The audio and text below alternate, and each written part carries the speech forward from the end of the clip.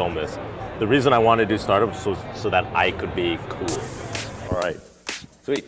How's it going? I'm Justin Kahn from Justin.tv.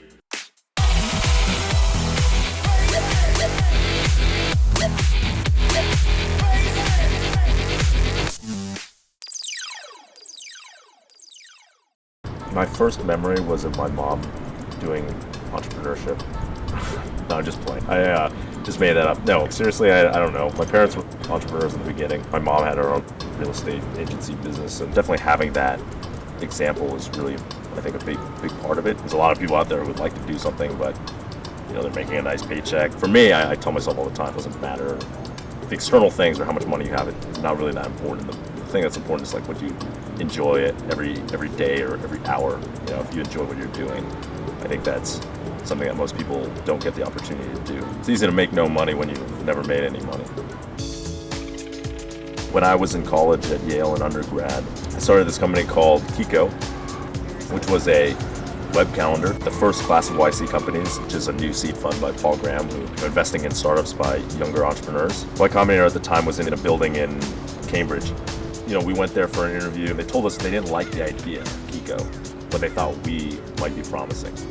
So we showed up, and I didn't say a single thing. I said hey, I'm Justin.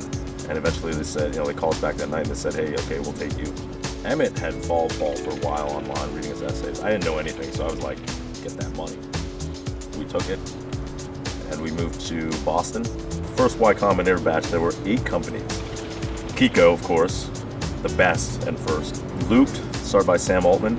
Reddit, which is started by my friends Steve Huffman and Alexis Ohanian, which is the homepage for the web. They're probably the most interesting and prolific web community today. Justin's changed from my perspective in that when I met him, he was very quiet because he was basically a fish out of water in YC. MemAmp, a couple other friends of mine. There's ClickFacts, Infogami, which is like a blogging software started by Aaron Swartz. We spent a year and a couple months working on Kiko, and we realized hey, we're not very good at making a calendar. Probably because we don't use calendars. We were college students, and what do you have to schedule? I only had class 2 days a week, so I could remember that. All we did was sit around and program, so we didn't have any appointments or anything like that. So we really didn't know what we were doing. We didn't know who we were building this for. Google Calendar came out, people liked that, and we said, hey, this isn't working. And eventually, about 14 months later, sold it to Two Cows in Canada, in Toronto. And we put it on eBay and said, hey, maybe we can get 50 grand to pay back our investors. It was the last day of our eBay auction. I woke up and there was a bid for $80,000. That's awesome. I mean, had made no money. And then it just kept going up every time I would refresh. $80,000, $113,000, and it was $150,000. And then finally, an hour later, it was $258,000. And we were pretty ecstatic. I mean, I was sitting there in my friend's apartment in my underwear, refreshing an eBay page, screaming. It's pretty awesome. And he was sitting there with Paul at his house, and Robert Morris, another partner at Y Combinator, also a famous computer science professor at MIT. And Emmett and I were there, and we said, well, we have this idea for something we thought of called Justin TV. And, it was crazy, camera on head, running around, filming our own reality TV show. And I remember Robert said, I'll fund that just to see you make a fool of yourself. And so then we walked out of there with a check for $50,000, and that was it. We were doing it. Hi, this is Justin from Justin.tv.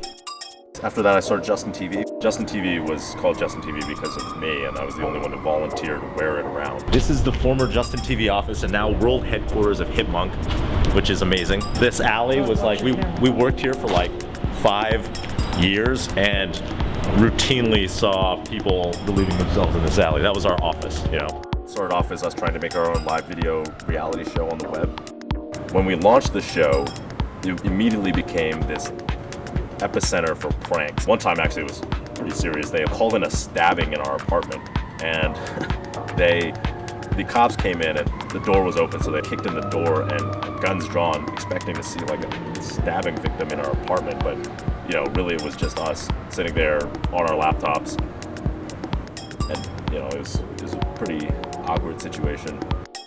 It was late night, we went to this bar. Somebody basically told Justin to take the camera off, and he worked out a compromise where if you pointed the camera at the ceiling, because it had a little swivel thing on it, that would be fine. took the camera, I pointed it back down, and the bartender started yelling at me to take the camera off. He took this credit card that Michael Seibel, one of the other founders of Justin TV, had opened up a tab. And he's like, if you don't take the camera off, I'm not giving his friend his credit card back. And he's kind of like waving it in my face. And I was like, fuck that. And so I grabbed the card out of his hand, put it in my pocket, and left the bar. But when I got back, the police were there. I started mouthing off to the cops a little bit. Justin came out of the bar as I was getting arrested. And Justin's like, well, if you're gonna arrest him, you might as well arrest me.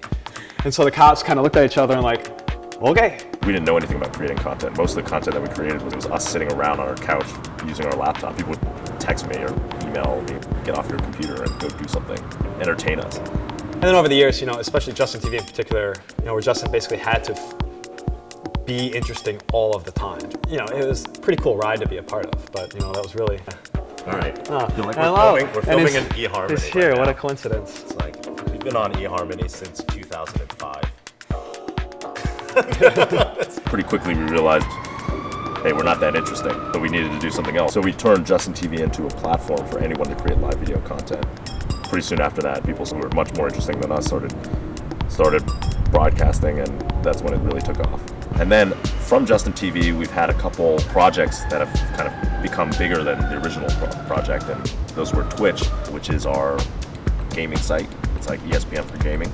We have about 20 million uniques that come watch gaming content every month. That's everything from StarCraft, like professional StarCraft players, to people playing new releases, to gaming journalists demoing new games and doing reviews, to just people having fun and doing call-in talk shows while they play Minecraft or other popular games like that. Here it's Jen's birthday. What's up?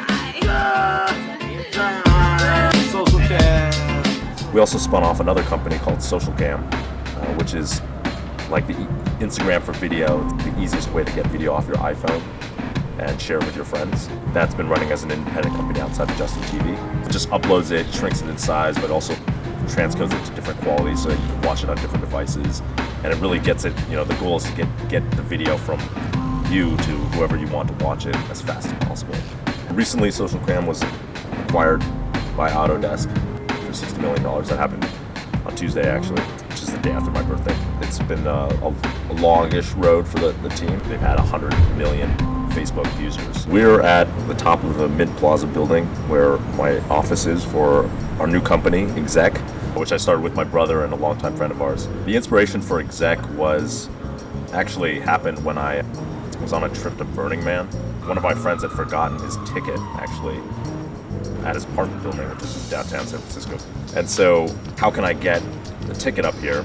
It turned out another friend of ours was driving up, but was leaving in half an hour.